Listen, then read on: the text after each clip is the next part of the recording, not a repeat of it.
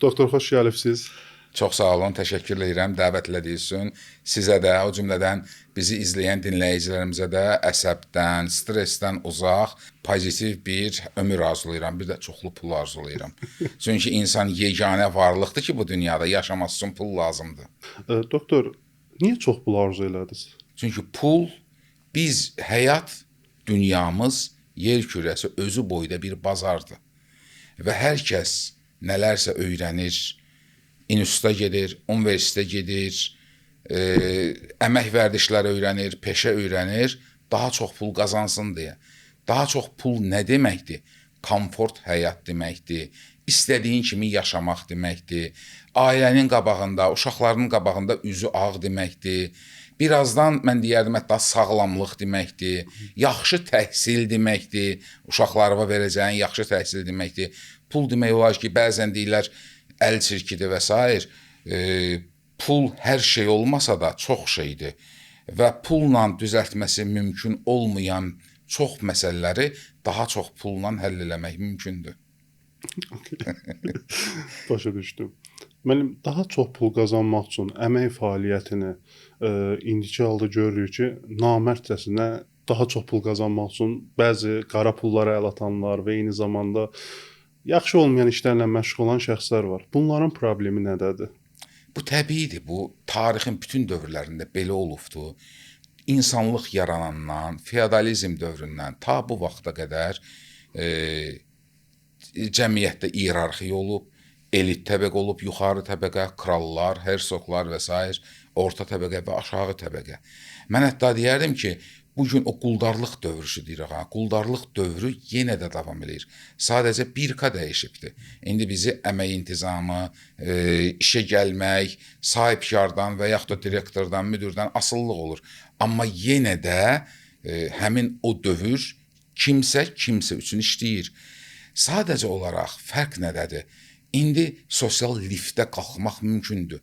Məsələn, əvvəllər qulun sadəcə olaraq azad olmaq şansı var idisə, indi sən ən aşağı təbəqədən ən yüksək təbəqəyə qədər qalxmaq imkanın var, şansın var.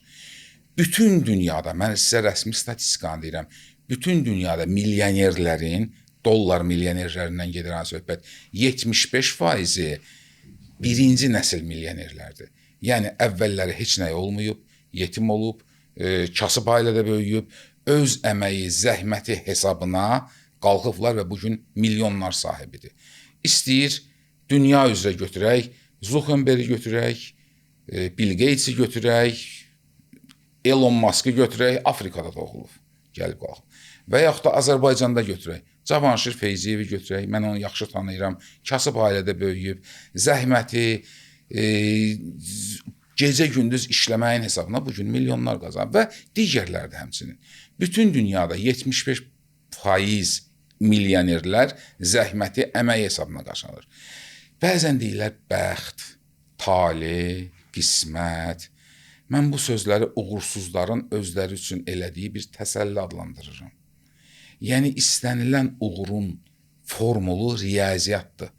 Bir şeyi nə qədər çox dənəsən, uğur qazanmaq ehtimalın o qədər çoxdur. Hər hansı bir kiçik bir sahədə çoxlu sayda uğursuzluqlara, çoxlu sayda səhvlər eləmiş adama bilirsiniz nə deyirlər? Ekspert deyirlər. Həmin sahənin eksperti. Bunu mən demirəm, bunu Niels Bohr deyirdi, Nobel mükafatı almış Niels Bohr. Hər hansı bir kiçik sahibədə mümkün olan bütün səhvləri eləyən adama bu işin eksperti deyirlər. Bu günlərim siz podkast aparırsınız. Hər podkastda baxanda müəyyən səhvləri tapırsınız, müəyyən gərək bunu belə eləməyərdim, bunu belə eləməyərdim və bir neçə vaxtdan sonra siz artıq peşəkarsınız, mütəxəssissiniz. Çünki bu sahədə olan bütün mümkün olan səhvləri eləmisiniz. Əgər siz ilk səhifinizi görəndə desəydiniz ki, yox məndən alınmaz, bu mənlik deyil, əl üzün dalını yerdə qoysaydınız, siz bugün uğurlar qazana bilməzdiniz. Və bizim əksər insanlar məhz belə olur. İlk uğursuzluqlarda əlinin dalını yerə qoyur. Yox, məndə alınmaz, bura Azərbaycandır, bura nə bilim nədir, gərək dədədən pul qalsın, gərək filan şey olsun və əlinin arxasını dala qoyduğu üçün də uğursuz olur. Sonra da deyir ki, mənə bəxtim gətirmədi, qismətim beliymiş, taleyim beliymiş. Amma uğurlu insanlar bilirsiniz nə qədər əziyyət çəkirlər. Bir dəfə bankrot olar, 5 dəfə bankrot olar, 10 dəfə bankrot olar və axırda gəlib birdən-birə günəş parlayır. Mənim yanıma xəstələr gəlir, bankrot olmuş adamlarda və sonradan uğur qazanmış insanlarda. Bankrot olub, sonradan uğur qazanmış. Mən sadəcə onları araşdırmışam. Görürəm ki, fərq bilirsiniz nədədir? Düşüncə tərzindədir. Bankrot olan adamlar depressiya düşür. Bankrot olduqdan sonra, yox məni və düşünürlər, bilsən nə düşünürlər. Amma yəni bu şəkildə eybəcər şəkildə qurulur. Bizdə dərmanla bağlı həqiqi problem yaşayırıq. Belələdir, feşmankəs belədir. Bankrot olub sonradan uğur qazananlar, bilirsiniz nə düşünürlər? Mən görəsən harda səhv eləmişəm? Mən nəyi düz eləmədim ki, pulları itirdim və min səhvlərdən nəticə çıxardılar, yenidən başlayırlar uğur qazanmağa. Bax, sırf düşüncə tərzindədir. Günahlarını özündə yox, başqasında axtaran adamlar həmişə böyüsə də psixoloji uşaq olaraq qalırlar. Amma günahı özündə axtaran, niyə bu mənə belə dilədi? Niyə mən harda dil tapa bilmədim? Mənim səhvlərim harda oldu? Bunu düşünənlər axırda uğur qazanırlar. Okay. Doktor, bankrot olanlar sizə müraciət edəndə siz onlara necə bir diaqnoz qoyurdunuz? Yəni ən çox o düşüncə tərzi prosesi var. O necə qənaətə gəlirdiniz ki, bu adamın ciddi düşüncə tərzində problemi var? Yox, onlar soruşurlar da, niyə belə oldu, nə hadisə baş verdi? Onlar günahlandırırlar konkret şəxsi, ya kimisə, ya strukturu, ya sistemi günahlandırırlar. Günahlandırırlar belə. Və bankrot olaraq, məsələn, mənim yanıma gələnlər müxtəlif səbəbləri ola bilər. İnfarkt ola bilər, insult ola bilər, depressiyaya da düşə bilər, müxtəlif nevroloji problemlər ola bilər. Amma sonradan hansı ki özünə gələ bilməyibdir və onlar daim negativ düşündükləri üçün belədir. Siz fikir versəz, məşhur biznesmenlər, həyatda uğur qazanan insanların üzündə həmişə təbəssüm var.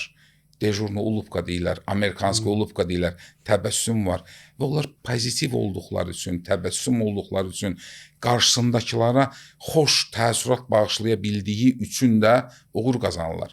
Hətta mən sizə maraqlı bir şey deyim, bu yaxında qarşıma çıxmışdı. Yaponiyada İqtisad Universitetində tələbələrə məcbur edirlər ki, gündə 2 saat, 1 saat ruçkanı, qələmi dişlərində bu şəkildə saxlasınlar ki, üzlərində təbəssümə oxşar bir mimika forması əmələ gəlsin.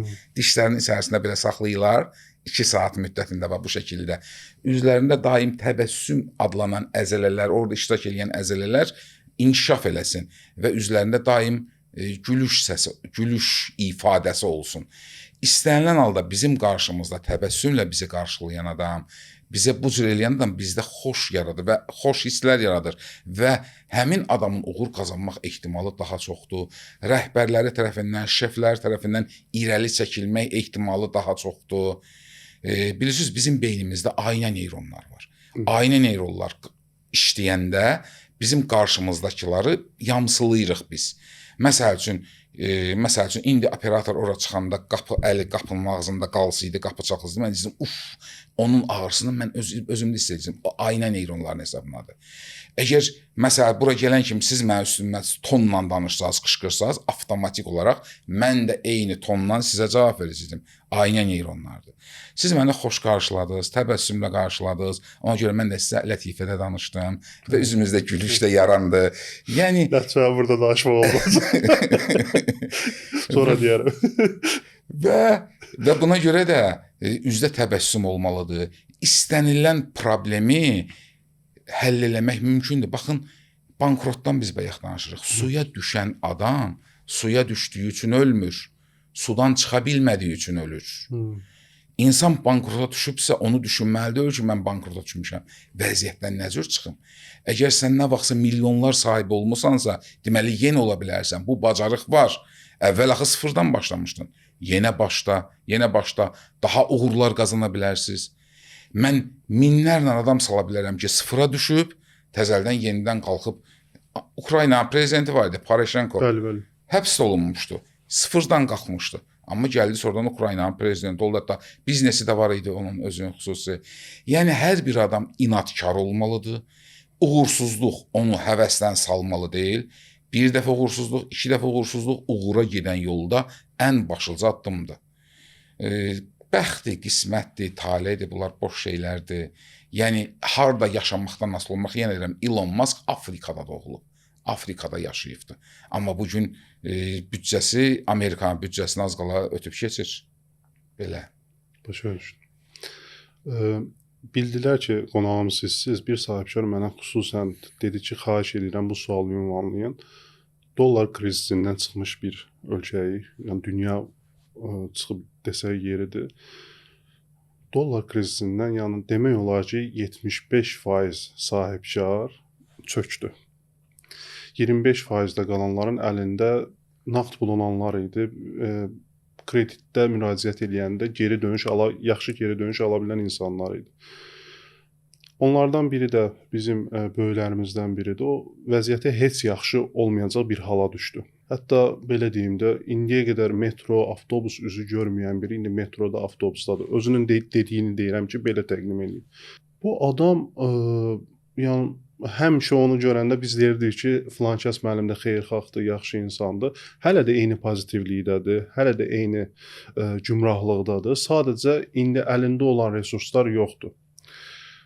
Amma insanın gözündə bir bədbəxtçiliyimi deyim, negativliyimi deyim, xoşbəxt görünür.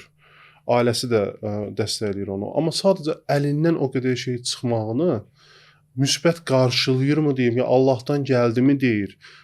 Amma bərpa eləyə bilmədi onu. Bərpa eləyə bilmədiyi üçün də yuxuları qaçdı. 2 il müddətində adam gündüz yatıb. Sadəcə gündüz yatıb. Müalicə də aldı bildiyim qədərilə. İndi nəvəsi olandan sonra həyata qayıdıb. Bu problemlər bu adamı başına necə oldu, gəldi sizcə?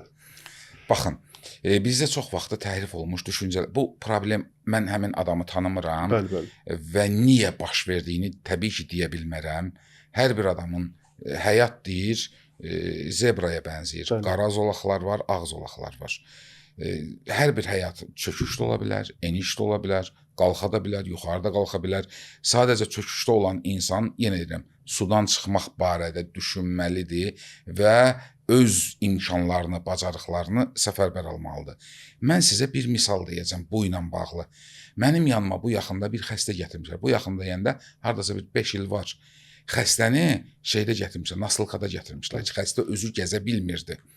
Deməli, bu Azərbaycanda hansısa metal maşın qayırma zavodlarının birində işləyir. Universiteti bitirib, həmin maşın qayırma zavoduna işə girib. Və 30 ildə ki, həmin zavodda işləyir. Universitet bitirəndən ta bu vaxta qədər həmin zavodda işləyir. Günlərin bir günü direktor gəlir, deyir ki, artıq sabahdan biz bankrota düşmüşük. Sabahdan zavodu bağlayırıq. Özünüzə gedin, iş tapın. Bu deyir, elə bil ki, məni tok vurdu. Çox pis vəziyyətə düşdüm. Mən neyniyəcəm? Mən ancaq bu işi bilirəm. Başqa iş alimdən gəlmir. Mən ancaq bu maşın qayırma zavodunda bu mütəxəssis, bu sahə üzrə ixtisaslaşmışam. Mən uşaqların üzünə nə cür baxacam? Gəlir evə, ağlayır, başlayır əvvəl araq içməyə, sonra araq da kömək eləmir, evdən çölə çıxmır və axırda elə bir ağır vəziyyətdə gəlir ki, onu dostu Nasılkada gətirmişdi mənim yanıma. Dostunun danışığını deyirəm. Dostu onunla eyni fakültədə oxuyub. Onun tələbə dostudur, tələbəlik dostudur. Onunla eyni zavodda 30 ildir ki, mühəndis işləyir.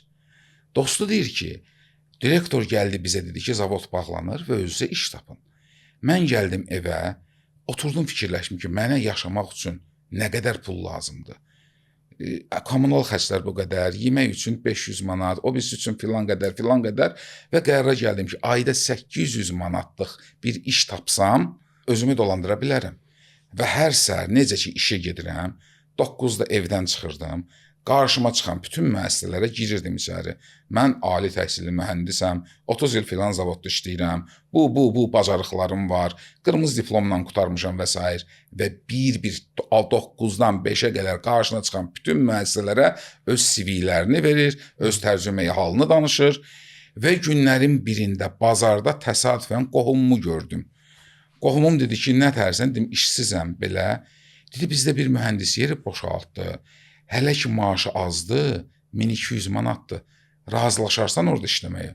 Dedim, əlbəttə razılaşaram. Mən elə göydə axtardım. Və getdi, hal-hazırda maaşı filan qədərdir. Qalxıbdı sonradan maaşı, əmək haqqısı. Çünki vicdanlı və təmiz işçi idi. Bax, adam Zavod bağlanıb, hər ikisi eyni oxşar situasiyadır.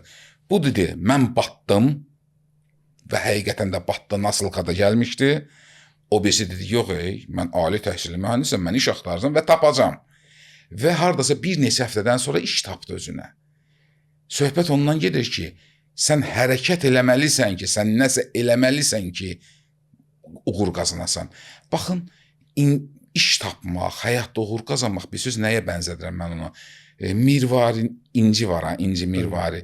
İlbizin içindən inci tapmağa bənzəyir. Hər 100-200 ilbizin içinin birində mirvari olur. Hər 100 ilbizin birinin içində mirvari olur. Və mirvari axtaranlar milyonlarla oradan ilbiz çıxardırlar ki, onlardan bir 100 dənə mirvari tapsınlar. İlbiz çıxardır. Sən 100 dəfə dənəməlisən, 100 yerə başvurmalısan ki, axırda günlərin bir günə öz mirvarivi tapasan, öz işivi tapasan və uğur qazanasan. Və hər dəfə uğursuzluq olduqca, hər dəfə müsahibəyə gedib alınmayanda, nə alınmayanda sən nələrsə öyrənirsən. Mən yenə deyirəm, deyirlər burada Azərbaycanda pul olmalıdır, dayday olmalıdır, tam cəfəng boş söhbətdir. Mən yüzlərlə adam tanıyıram ki, heç kəsəsi yoxdur. Bugün hüquq mühafizə sistemlərində hətta yüksək vəzifələrdə işləyirlər. Və mən təəccüblənirəm ki, bunun atası çayçı işləyirdi. Bu gəlib nətər oldu, qalxdı belə bir yüksək vəzifəyə hakim işləyənlər var, prokuror işləyənlər var, hətta bu dərəcədə. Və mən əminəm ki, olan heç nə olmayıbdı. Tam savadları hesabına, tam bacarıqları və düşüncələri hesabına və inadkarlığı hesabına mən prokuror olacağam. Gedibdi, imtahan veribdi, köməkçi işləyibdi, özünü yaxşı görsədibdi, yaxşı xarakter tapıbdı, xarakteristika toplayıbdı və axırda uğur qazanıbdı. Doktor, sahibkarların indi bu dəqiqə ən böyük problemi, tək sahibkar deməyim, müdirlərin də, rəhbərlərin ümumi olaraq əməkdaşa iş ötürüb. Deyir ki, bunun son müddət tarixi cümə günü saat 6-ya kimi mənə ver bunu. Cümə günü gəlir, saat 6-da deyir ki, nə oldu? Deyir, mən eləyənmədim. Əməkdaş deyir, mən eləyənmədim. Sual verir ki, axı sən bunu son gün mənə deməli deyildin. Birinci gün mənə deməli idin ki, bu niyə baş vermədi? İkinci gün deməli idin ki, filan resursum çatmır. Üçüncü gün deməli ki, filan resursu yoxladım, alınmadı. Mən sənə bir əncam qılardım. Mən rəhbərlərə, sahibkarlara konkret haqq qazandırıram bu məsələdə. Və son müddət tarixi günü də mən bacarmadım deyən çox əməkdaş var indiki halda. Həmin vaxtı da məsul şəxs biraz qışqıranda, biraz deyinəndə həmin əməkdaş da deyir ki, bu mənə əsəbləşdi. Bu məni qışqırdı. Konstruktiv şərh verirsən, ortalıqda bir şey yox. Qışqırırsan, deyirlər mənə qışqırdın. Biz neyniyək? Neyniyək? Baxın, bizdə Sovetdən qalmış bir inzibati amirlik metodu var. Bəli. Və düşünürəm ki, bugün Azərbaycanda istəyir özəl müəssisələrdə, istəyir dövlət müəssisələrində bu inzibati amirlik metodu dəyişilməlidir, kökündən dəyişilməlidir. Psixoloji faktor burada çox önəmlidir. Mən bunu çalışacağım, misallarla həll edeyim. Bizdə direktor elə düşünür ki, işçilərin üstünə qışqırmaqla və müxtəlif cəzalarla maaşını kəsmək və s. işçini həvəsləndirə bilər, işçini işləməyə məcbur eləyə bilər daha doğrusu. Amma mən bir dəfə Türkiyədə özəl bir xəstəxanaya getmişdim. Sadəcə reklam olar deyə demirəm. Və oranın direktoru çıxdı və məndən gəzməyə, məni tanış eləməyə daha doğrusu.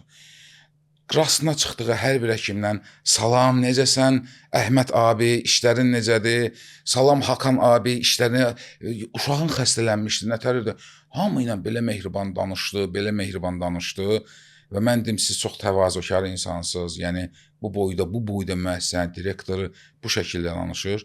Dedi, onlar mənə pul gətirirlər. Mən onların ovcumda saxlamalıyam, onları sığallamalıyam ki, onlar daha həvəslə işləsinlər. Başqa bir misal deyim. Mənim dostum var, Amerikada işləyir, otellərin birində işləyir. Həmin otelin sahibkarı ayda bir dəfə pul verir, hər adam başına $2000 pul verir və göndərir bunları hansısa bir kurort kimi bir yerdə istirahətə, piknik deyirlər, ya weekend deyirlər. Bax, bu yerdə gedirlər, onlar istirahət edirlər, yeyirlər, içirlər həmin sahibkarın hesabına. Və bir dəfə bu Azərbaycanlılar da soruşur ki, siz niyə bizim hərəmizə $2000 verib ora göndərirsiniz ki, belə şey deyir, siz elə istirahət eləyəndən sonra sizin əsəbləriniz sakitləşəcək. Bu otelə gələn müştərilərlə daha mehriban rəftar edəcəksiniz və mənim otelimə daha çox müştərilər gələcəkdir və mən daha yaxşı pul qazanacağam. Aydın oldumu?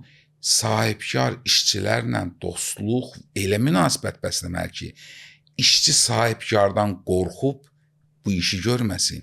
Vicdan əzabı ki, kişi mənə söz tapşırdı, mənə o boyda yaxşılıqlar eləyir, mənə birinci gün deyikdə mən çatdırmasam, üzünə nətəri baxacam. Mənim elə bir baş həkim var idi, Həmid doktor, indi işləmir, çıxırtdı. Məsəl üçün, o bizə söz tapşıranda, nəsə eləyəndə, eləməyəndə onun üzünə çıxmağa utanırdıq ki, Aydat, mənə söz tapşırdı, məndən xahiş elədi, mən bu iş eləyəmədim. Yəni, bu günlərim qışqırmaqla, inzibati amirlik yolu ilə uğur qazanmaq bu Sovet dövründən, komünist dövründən qalan bir şeydir. Bugün tamamilə başqa bir podxod, başqa bir yanaşma lazımdır. İnsan kiminsə göstərişlərini 5 halda əməl eləyir. 5 halda. 1, ondan qorxur və ona əməl eləyir. Mən sizdən qorxuram və siz deyən tapşırıqları yerinə yetirirəm. 2, mənim sizə borcum var və borcum olduğu üçün mən siz deyəni əməl eləyirəm. 3, mənim mənfəətim var, bu işi eləsəm mən pul qazanacağam və buna görə mən siz deyəni eləyirəm. Sizdən asılıyam və axırıncı mən sizi sevirəm, çox istəyirəm və ona görə siz deyəni eləyirəm. Mən düşünürəm ki, sahibkarla işçi arasında sevgi əsasında münasibətlər qurulsa daha yaxşı olar. Düzdür, sizlə razıyam, tənbəl adamlar da var, fırıldaq adamlar da var, nə bilim, işin məsuliyyətsiz adamlar da var. Belə adamlardan sadəcə aralanmaq lazımdır, sağollaşmaq lazımdır. Əgər adam məsuliyyətsiz adamdırsa, belə. Amma sevgi üstündə qurulmalıdır bütün məsələlər. Və işi elə qurmaq lazımdır ki, bir dəfə Ford, yəqin ki, tamaşaçılar üçün də maraqlı olar, belə sahibkarlar haqqında olan belə hekayələr. Ford bir dəfə Amerika Birləşmiş Ştatlarının müxtəlif yerlərində olan bütün filialların direktorlarını çağırır öz mərkəzə, öz yanına. Çağırır deyir ki, siz hamınız çox işləmişsiniz, yaxşı işləmişsiniz və mən sizə Avropaya kruiz bileti təklif edirəm. Gedin, bir ay Avropa ölkələrini gəzin. Bu kruiz gəmi sizi sahildə gözləyir, bu dəqiqə avtobus sizi ora aparacaq, gedin, dincəlin Avropada və biletləri təqdim eləyir. Bir ay bunlar gedirlər, gəzirlər. Sonra Ford göstəricilərə baxır. Direktor yerində olmayanda müəssisənin işi öz qaydasında davam eləyibsə, həmin direktor deməli işi yaxşı qurub, onu yerində saxlayır. Direktor gedən kimi müəssisənin gəlirləri aşağı düşübsə, deməli hər şey direktordan asılıdır. Bu işi düzgün qura bilməyibdir və onu işdən azad eləyir. Fikrimi izah eləyə bildim? Bəli. Sistemi quran adamları saxlayır. Bəli. Gərək siz işi elə qurasınız ki, sahibkar ümumiyyətlə işini elə qurulsun ki, o olub olmağına asılı olmayaraq iş geçsin. Bizdə çox sahibkarlar bilsən nə inirlər? İşi qurmağa yox, işə əksinə mane olurlar. Kimsə hansısa təşəbbüslə gəlir, gəl bunu belə eləyək, gəl bunu belə eləyək, yaxşı olar belə eləyək. Bəzən deyir, kəsəsə olsan başından böyüyəm, mən bilirəm nə etmək lazımdır. Sən otur yerində və bu şəkildə də belə olur. Adicə məsələn mən həkiməm. Bütün dərman şirkətləri eyni molekulalı dərman gətirir. Yəni kimsə dərman şirkəti yaradır, soruşur. Ən xadavoy gedən, ən dərman hansıdır? Deyirlər filan dərman, A dərmanı. O da gedir A dərmanını gətirir. Avropada amma B dərmanı var. Yeni tapılıbdır. Daha yaxşıdır, daha keyfiyyətli. Heç kəs gedib B-ni gətirmir. O A-nı gətirməklə həm ona ziyan vurur, həm bütün bazarı da məhv eləyir. Amma bir kreativ yanaşım, bir olmayan nəsə yaradım, bu vaxta kimi mümkün olmayan bir şeylər eləyim, yeni bir dərman gətirim. Bax, kreativ yanaşanlar uğur qazanır və milyoner olur. Bayaq adlarını çəkdiyim adamlar, Mübariz Məsimov, hardan hara gəldi, kasıb bir adam idi. Getdi gəmi qayırma, nə getdi, harda işlədi, nə inədi, bəxti gətirdi demək olar mı? Yox, min cür əziyyət çəkdi. Hamısı alın təridir. O bizim gördüyümüz milyonerlər, o yüksək vəzifəli olan adamlar hamısı 99% əməyin nəticəsidir. Düşünmə tərzinin nəticəsidir. O deyirlər, milyonerə soruşma, ilk 1 milyonumu necə qazandın? Ondan bağlı nə düşünürsüz? Və hətta bir şey deyim mən sizə. Amerikada belə bir təcrübə yaparıblar. Deməli, lotereya şirkətlərindən biri eksperiment aparıbdı. Bomja, heç nə olmayan adam. Güya lotereyada $5.000 pul tutdu. Ona $5.000 pul veriblər. Və bir də bankrot olmuş adama $5.000 güya lotereyada tutdu, $5.000 pul veriblər. Çox yox, 1 il keçəndən sonra görüblər bomj, elə yenə də bomjdur. Bu amma özünə artıq iş qurubdur. Balaca bir kiçik sexi də var hətta. Kiçik bir müəssisəsi də var. Çünki onun düşüncə tərzi o şəkildədir. Bu bomj 5.000 sadəcə nə bilim ora-bura xərcləyib, işi gedib yeyib içib hardasa restoranda, orada burada yenə də bomj olaraq qalıb. Yəni xərcləməyi bacarmaq lazımdır. O adam puldur ki, o adam varlıdır ki, çox pul qazanan yox, xərcləməyi bacaran adam daha yaxşı pulludur. Yeri gələndə manevr eləyən, yeri gələndə dala çəkilməyi bacaran və ən başıca sizə təbəssüm və pozitiv qışqırmaqla problemi həll eləmək olmur. Rüfani adlı bir izləyicimiz yazıb. Deyir, doktoru mən çox sevirəm. Videolarını da izləmişəm. TEDx çıxışına da baxdım. Çox sağ olsun hər şeyə görə. Təşəkkür edirəm. Sadəcə bir sual vermək istəyirəm ki, biz doktora sual versək ki, sizcə mən nevrozam. Bunu necə analiz edib bizə cavab verər? Aydındır. Deməli, Rüfanə xanım, nevroz termini hal-hazırda ədəbiyyatdan, diaqnostikadan yığışdırılıb. Yəni, nevroz adlanan bir diaqnoz yoxdur. O, keçmişdə var idi. İndi yoxdur. İndi insanın psixoloji sferasında dəyişikliklər ola bilər.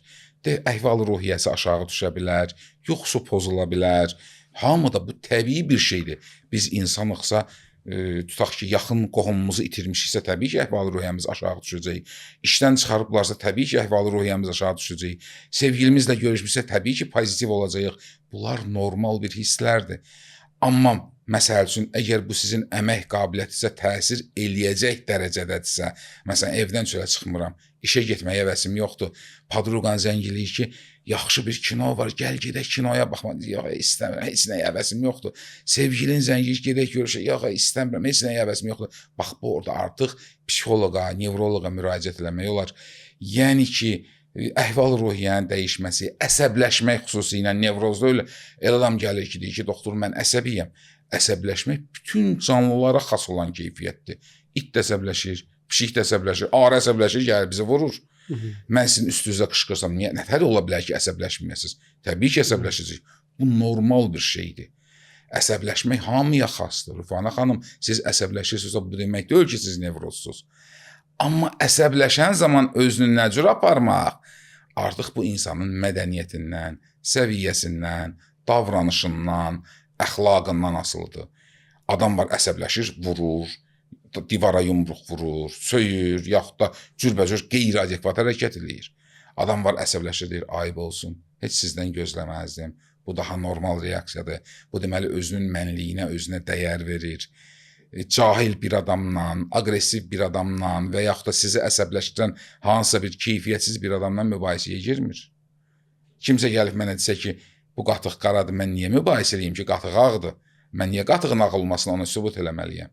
Ona görə həyatınızı yaşayın, sizə uğurlar arzulayıram, həyatda bəxti gətirənlərdən olasınız. Yazdınız ki, o yazmısınız ki, mən doktoru sevirəm, həmişə sevimli olasınız, ətrafınızdakılar həmişə sizi sevsin. Çox sağ olun, doktor. Mən əsəbləşəndə çox yeyirəm. Özdə şirniyyat.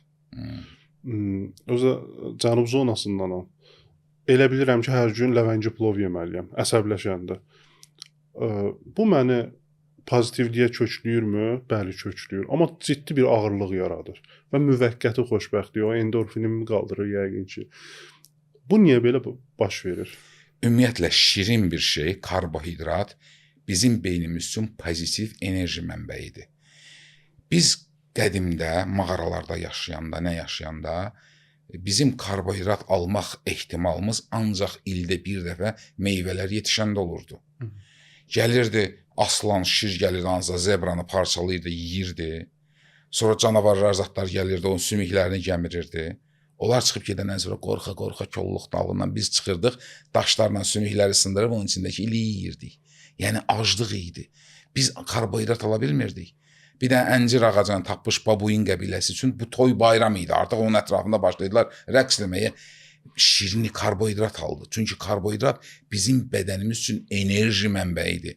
Benzindir. Maşın necə benzinlə hərəkət edir? Biz şirini ilə. Və bu bizim genlərimizə o qədər hopub ki, biz bütün toy bayramları, şad günləri, ad günləri mütləq sladki şirin stol, mütləq tort gəlməlidir, mütləq nəsə gəlməlidir. Çünki bizdə pozitiv enerji yaradır. Bu tək sizdə yox.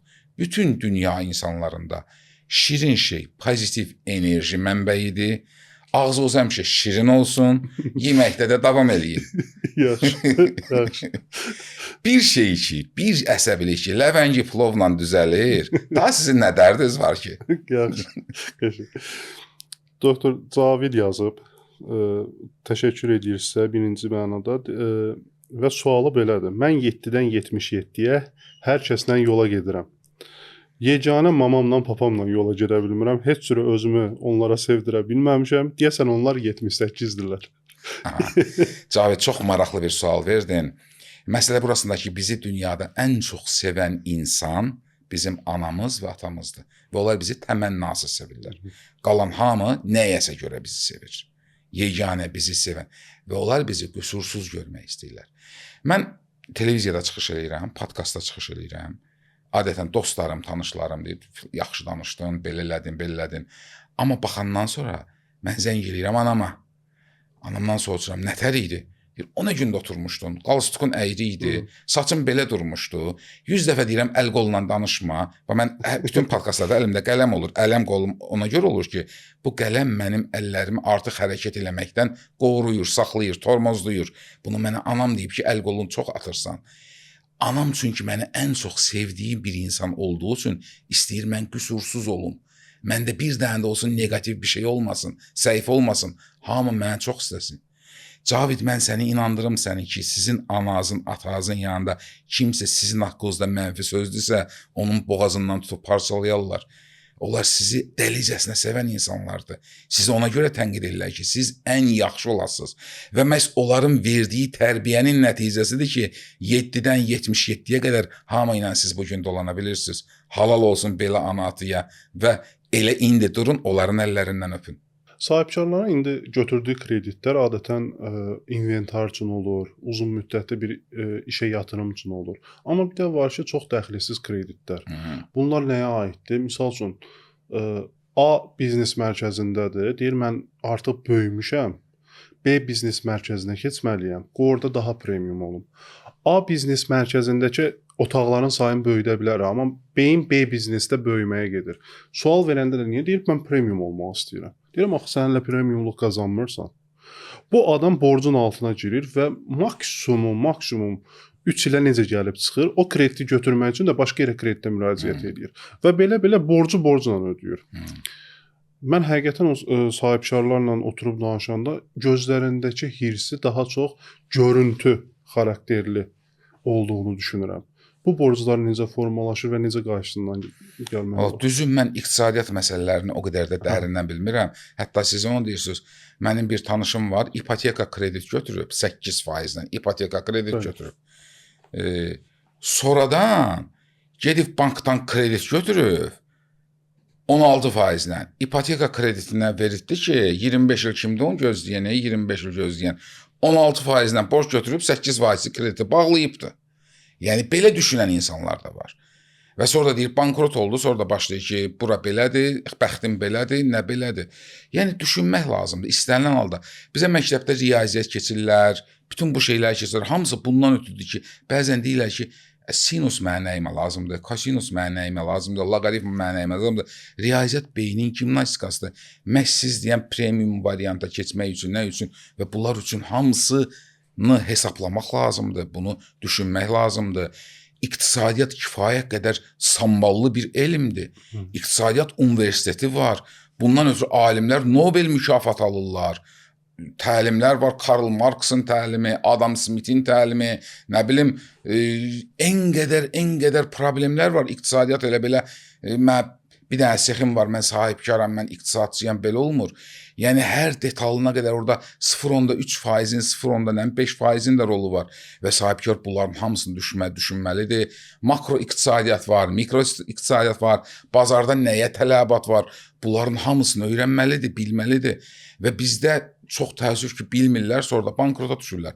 Ha, bir nəfər şadlıq evi tikdi, qazandı qonşumda, mən də şadlıq evi tikim. Bütün küçə başdan ayağa şadlıq evləri oldu. Yaxud da ki, biri bir dərman gətirdi, mən də bundan gətirim. Amma kreativ düşünüm, başqa cür gətirim. Belə adamlar, kreativ düşünənlər milyoner olurlar. Qalxırlar, yuxarı qalxırlar. Amma kimisə yamsılamaq, kimisə təlqin eləmək, kimlənsə bəhsə getmək, bunlar axırda bankrota gətirir təbii ki. Yəni burada bir dənə qəşəng bir sual var. Bir ara firmalar həkimlərə yaxınlaşırdılar. Deyirdilər ki, bu dərmandan yazsan, buradan sənə faiz verəcəm. Və eşitdiyimə görə də əksəriyyətinin məhsulun içi eynidir, qablaşdırması fərqli olurmuş. Və oradan faiz əldə edilmişdi və belə bir çox ciddi bir biznes formalaşıb. Həmin vaxtda da bir neçə şirkətlər bağlanıb, bir neçə şirkətlər qalıb. Həmin o prosesi görmüş biri olaraq necə baş verdi ümumiyyətlə elə bir biznes formalaşdı?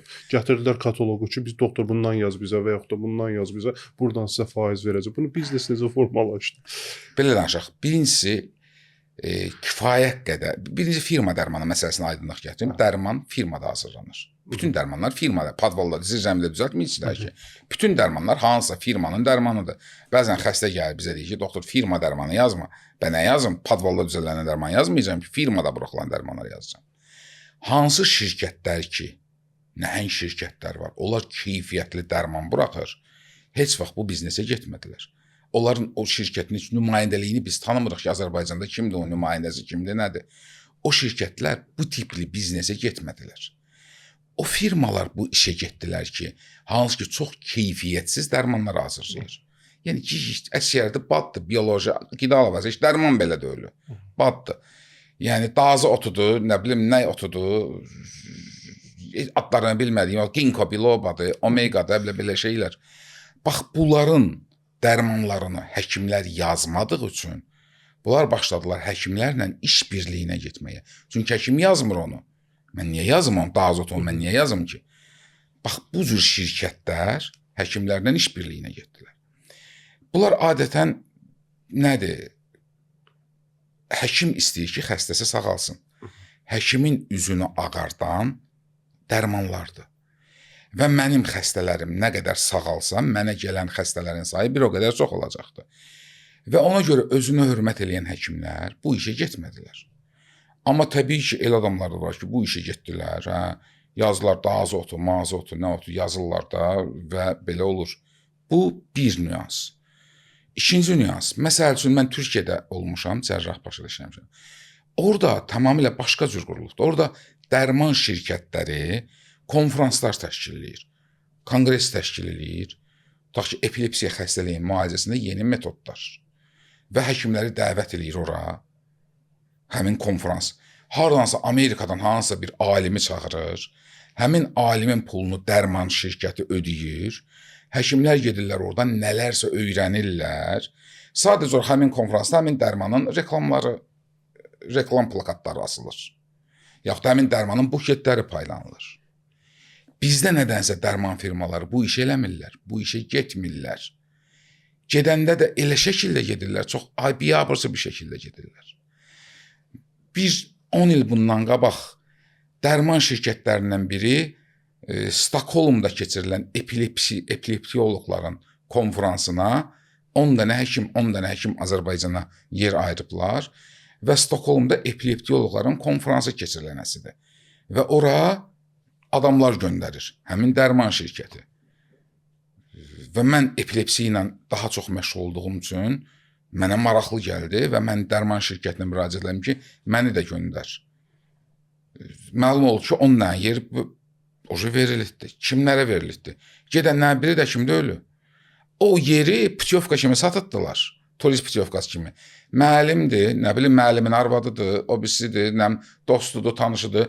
Deyiblər ki, gəlsən Stokholma göndərim, 500 manat mənə ver, 600 manat pul ver. Bu şəkildə belə bir eybəcər şəkildə qurulur və sonra da həmin dərman şirkəti sabah bankrot olanda Deyir ki, Azərbaycan belədir, filan şey belədir, arxamız yoxdur, dayağımız yoxdur, nə yoxdur. Amma ora epilepsi ilə məşğul olan həkimləri göndərsəydi və onlar gəlib təbii ki, minnətdarlıq olaraq həmin dərman preparatlarını istifadə eləyə bilərdi. Əksəriyyəti molekulalar eyni olsa da fərqli adlarla, fərqli zavodlardan olduğu kimi olur. Amma yəni bu şəkildə eybəcər şəkildə qurulur. Bizdə dərmanla bağlı həqiqi problem yaşayırıq. Hətta mən deyim ki, bəzən yazmağa dərman tapmırıq. Baxırsan, protokolda var, filan dərman var, filan dərman var, filan dərman eləsən düzələr, amma Azərbaycanda yoxdur. Yoxdur. Keçmişdə cəmaət İrana gedirdi, sərhədlər açılan vaxtlar, cəmaət İrana. Orada həkimə getmirdilər ki, əksəriyyət orada dərman almağa gedirlər. Çünki oranın dərmanları ki, daha keyfiyyətli olurdu. Daha yaxşı olurdu. Həqiqətən daha yaxşı. Həqiqətən daha yaxşı olurdu. Bizdə bu dəqiqə dərmanların keyfiyyətləri ilə bağlı həqiqi ciddi problem yaşayırıq. Və nahaq yerə o mənim yaralı yerim olduğu üçün dərman firması adını çəkdim ki, elə birincidən. Hamı gedir, eyni şeyi gətirir. Dazotu, nə otu, nə otu. Bir özü gedin, başqa bir şey gətirin. Azərbaycanda ən qədər tapılmayan molekula var. Tapılmıyor. Türkiyədə var, İranda var, orada var, bizdə yoxdur. Gedin, gətirin də o dərmanları gətirin, bizim də üzümüz ağ olsun. Heç sizinlə məsləhətləşirlər ki, hansı dərmanlar Ya. Əslində birinci sizdən soruşmalılar ki, çünki bu dərman gətirən adam özü həkim deyil, özü farmakoloq deyil. Hansısa biznesmendik, açıbdı, şirkət açıbdı və soruşur, ən xadavoy apteklərdən soruşur, ən yaxşı gedən nədir? Aspirin tutaq ki, gedim aspirin vurum gətirim. Aspirin adında aspirin molekuladır, bunu çəkmək olar. Bəlkə də Azərbaycanda aspirin molekulası olan yüzlərlə müxtəlif adda dərmanlar var. Bildik da bu aspirin var da, başqa bir şey gətirin də, nəsə daha yaxşı şeylər var axı. Ölkə gəncliyində ən çox gördüyünüz problem nədir? İşgüzar baxımdan. Bax, ölkə gəncliyində birinci növbədə mən problemi görürəm təhsil sahəsində.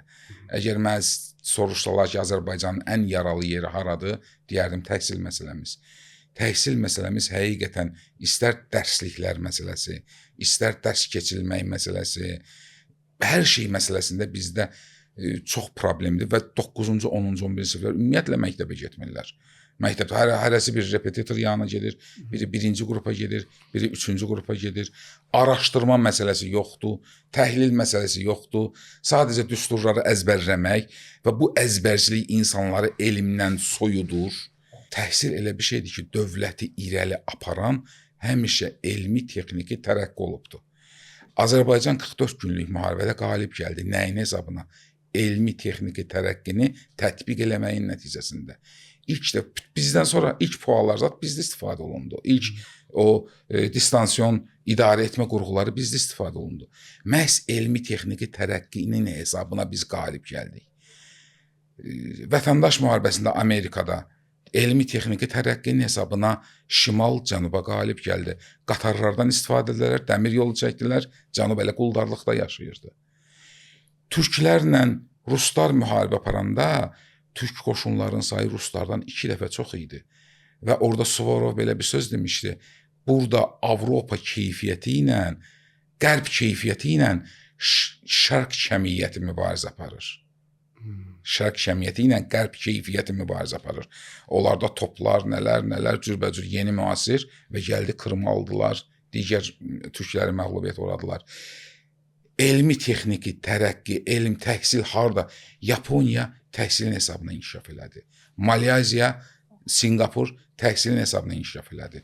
Təhsili aşağı olan cəmiyyətlər Ərəbistan, Misir, bilmirəm Misirdə olmusunuz yoxsa yox, orta əsrlərdə yaşayırlar hələ. Hələ kompüterizat olub, çox qəribədir. Bax, biz elmə, texniki tərəqqiyə fikir verməliyik. Televiziyalarda bu günlərin bir dənə elmi kütləvi veriliş görə bilməzsiniz. Bir dənə alim səsi yoxdur. Elə nə vaxt alsan, qışqıran xanımlar, hayqıran bəylər. İş o yerə çatır ki, ekspertlər də düşür, onlara başlayır onlarla dalaşmağa. Çağılan ekspertlər belə dalaşır. Bir dənə elmi təbliğ eləyən, məsələn, mən yadımdadır, mən balaca olanda, məktəbdə olanda Rebus adlı bir proqram var idi. Orada kimyadan təcrübələri göstərirdilər. Nəyə qatdı, ilan kimi çıxırdı, nə oldu. Əyləncəli fizik adlı bir var idi. Təbiəti sevənlər adlı Qara müəllimin bir verilişi var idi. Quşlardan, qurbağadan, zatdan danışırdı. Elmi kütləvi proqramlar var idi. Yoxdur bu günlərim. Mən bütün televiziya rəhbərlərinə müraciət edirəm, deyirlər reytinq vermir. Bax, bu podkastlar var. Niyə podkastlar reytinq verir? İnsanların elmə həvəsi var, elm acıdır. Sadəcə bunu təşkil edən yoxdur. Belə. Sırf elmə və yeri gəlmişkən bu günlərin bizim gənclər var. Harvardda oxuyur, Cambridgedə oxuyur, Oxfordda oxuyur. Onlar olimpiya çempionları qədər dəyərlidir bu millət üçün, bu dövlət üçün. Onları reklam eləmək lazımdır. Onları ovcumuzun içində saxlamalıyıq. Bunlar bizim gələcək beyinlərdir. Dövlət, millət beyinlərin hesabına inkişaf eləyir. Mən çox istəyərdim ki, intellektual bir insanlar yetişdirsin bizim məktəblər. Bax, təəssüf bu yoxdur. Təhsilimizlə bağlı çox ciddi problemlər yaşayırıq. Və bugün birinci sinifdə Qavroş, Kazetta, Viktor Hugo keçirlər, ikinci sinifdəndir, nədəndir. Bütün o bizim gözəl şeirlərdir, nələrdir, hamısını çıxardıblar dərsliklərdən. Çox maraqlı bir sistem başlaydı. Dərsliklərdən niyə çıxardırsınız o gözəl şeirləri, o gözəl hekayələri? Belə, budur. Və bütün gənclərə də belə sizdən istifadə edirəm. Biznes qurmaq istəyirsə oxumaq lazımdır. Oxuyun, öyrənin. Da mənim bir sözüm var. Məsələn, acil lotereya oyunları, mərc oyunları, riyaziyyatı oxumayanlar üçün əlavə dəyər vergisidir. Riyaziyyat oxusaydılar, o şeylər olmazdı. Lotereyaya, bəxtə ümid eləməzdilər. İşləməyi ümid eləyərdilər, əməyi ümid eləyərdilər. Heç bir vaxt pul, elə belə göydən pul yağmır, yağmayasıdır. Biz elə bir cəmiyyətə doğru görürük ki, əgər savadın, biliyin varsa, qabiliyyətin varsa yaşayacan, yoxdursa yaşaya bilməyəcən. Daha yaxşı şeylər var axı, daha gözəl şeylər var bizim cəmiyyətdə də, ətrafımızda da. Bayaqdan biz danışırıq elmlə bağlı, alimlərimizlə bağlı. Bizim Azərbaycanın bilirsiniz nə qədər möhtəşəm alimləri var. Məsələn, bu yaxında mənim bir dostum var, cərrahdır. Azərbaycanda ilk endoskopik əməliyyatı gətirən adamdır. Azərbaycan-Almaniya Dostluq Cəmiyyətinin sədridir. Almaniyada çox möhtəşəm bir professordur. Bu yaxında təzə seçiblər Özbəkistan Elmlər Akademiyasına akademik seçiblər. Qurbanxan Müslümov. Niyə çağırmırlar onu? Bir neçə kitabın da müəllifidir. Azərbaycan xalqı onu tanıyır. Əvəzində kimi tanıyır? Siz deyənləri tanıyır. Yəni Doktor, olar burada bir dənə şərh vereyim. Bax, biz sizi niyə tanıyırıq? Aha, mən sizə sualınıza cavab verim. Məni Covid vaxtı çağırdılar və mən müəyyən çıxışlar elədim və məni başladılar dəvət eləməyə. Kimsə onu çağırmalıdır ki, danışsın. O özü, o bütün günü səfərlərdə də Almaniyada əməliyyat eləyir. Bax, Cəlal Şəngör ya İlber Ortaylı. Onları ortaya çıxaran kim oldu? Media oldu. Jurnalistlər oldu da. Bir dənə Fatih Altaylı çıxdı və təkətək veriliş hazırladı və nəticədə hamı o adamları tanıdı. Yəni jurnalistika, televiziya onları qaldırmalıdır, çağırmalıdır. Jurnalistlər araşdırmalıdır ki, bizim Azərbaycanın görkəmli alimi kimdir? Feşmankəsdir. Siz adətən elm adamları biraz təvazökar olurlar. Özlərini çox da salmırlar. Otururlar başlarına salıb işlərlə məşğul olurlar. Şamaxı Astrofizika rəsədxanasında möhtəşəm alimlər var, otururlar. Mən getmişəm orada, hətta orada teleskopda da baxmışam. Orada bizə alimlər elə qəşəng, orada meteoritlər, zatlar var, muzey kimi saxlayıblar. Onun əvəzinə gətirirlər, astroloqla çağırırlar, ulduz falından danışırlar. Ondan sonra o alimi çağır, Marsdan danışsın, Yupiterdən danışsın, ulduzlardan danışsın, Şamaxıdan bir süjet hazırlayın, bir göydəki ayın o kraterlər, zatlar nəcidir, onu çəkin. Çağırırlar, astroloq bütün müəssisələrdə ekspert kimi iştirak eləyir. Qoç bürcü belə olacaq, filan bürcü belə olacaq, feşman bürcü belə olacaq. Daha fikirləşməyək ki, o qoç... Məktəblərdən astronomiya fənninə yığışdırıblar. Təsəvvürsüz dəyişir. Astronomiya nə olduğunu bilmir uşaq. O əlbəttə gedib sabah qoç bürcünə inancaq, yaxud da oğlaq bürcünə inancaq. Yəni var gərək bu haqda televiziyaların rəhbərliyi, siz müxtəlif söhbətgah var, Turalgil, müxtəlif aydın insanlar var, işıqlı insanlar var ki, əllərindən gələn qədər maarifçilik işi görürlər. Amma sizin də gücünüz bir yerə qədərdir. Amma televiziyanın gücü daha möhtəşəmdir, daha çoxdur. Onlar daha çox yarada bilərlər, eləyə bilərlər. Amma 8 saat, 9 saat qışqırmaqda davada hara yaşırdı? Doktor, baxın, biz bayaq da müzakirə elədik ki, hansı həkimləri çağırmaq olar. Biz gördük ki, bizi sosial şəbəkədə bizim maariflənməyimiz üçün təbliğat aparan, üzdə olan çox az şəxs var. Onlardan biri də, yəni cana yaxın olan insan sizsiz. O dediyiniz alimlərin adını çəkirsiniz. Təəssüf ki, tanımırıq. Çox yaxşı olardı ki, tanıyardıq. Çox yaxşı olardı ki, onlarla həmsöhbət olardı. Elə siz də səy göstəribsiz axı, bizim sizi dəvət eləməyim üçün nəsə eləməyə. Amma elə bil onlar sadəcə elmlə məşğullar deyə, bəlkə də indi haqlısınız ki, televizyonları bəlkə də elmlər akademiyasından tanıyır, dəvət eləməlidir. Amma biz sizi heç bir təşkilatdan, heç bir komitədən istəməmişik. Görmüşük sosial şəbəkədəki paylaşımlarınızı, o elə müraciət eləmişik. Dövr elə dövrdür ki, mən elə bilirəm ki, o cür adamların görünməyin yerinə alimlər də öz üzərində şəxsi brendinqini sosial şəbəkədə aparsalar, bizim üçün çox faydalı olar. Açıq deyim, televiziyaya biz baxmırıq. Amma mənim mamam ASTV-də sizin bir verilişinizdən sizi tanıyır. Hətta TEDx çıxışınızda da mamam dedi ki, mən doktoru çoxdan izləyirəm. Yəni, artıq sizi 2-3 nəsil tanıyır. Amma indi biz o alimi tanımırıq. Amma heyfsləndim ki, elə bir adamı tanımıram. O da öz şəxsi brendinq üzərində çalışmalıdır axı. Çalışma, onu xaricdə bizdən daha çox tanıyırlar. O təəssüf. Çox maraqlıdır belə.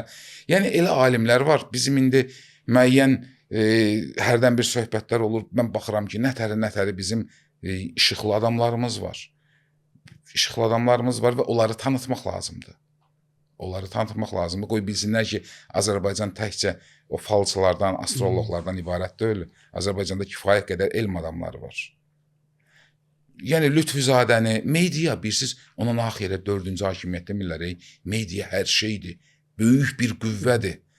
Sadəcə olaraq mənim anam jurnalist oldu, mən redaksiyada böyümüşəm, məktəbdən gəlirdim, bütün dərslərimizdə də redaksiyada hazır idim, daimi jurnalistlərin içərisində böyümüşəm. Ona görə ola bilsin ki, jurnalistlər mənə daha doğmadır, daha mən onlarla yaxınam, dil tapa bilirəm, ona görə mən tanınmışam. Amma kifayət qədər samballı insanlar var Azərbaycan elmində. Həqiqətən samballı insanlar var. Mən yenə deyirəm, astroloqlar yox, onlarla bugün bizim Şamaxı rəsədxanasının tanınmasını istəmirəm. Orada adlarını unutdum. Kərim müəllim var idi orada. Sonra fizika institutunda işlər getirilir.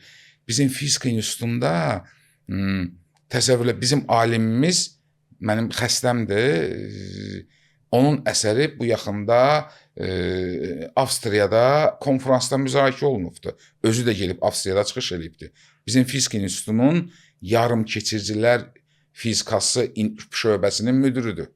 Yəni belə bir şeylər çoxdur. Bəlkə estafet ötürəsiz, dəvət eləyək. Həmin dediyiniz alimə. Dəvət eləyin, istəyirsiniz, elə buradan dəvət eləyin. Mən sevə-sevə...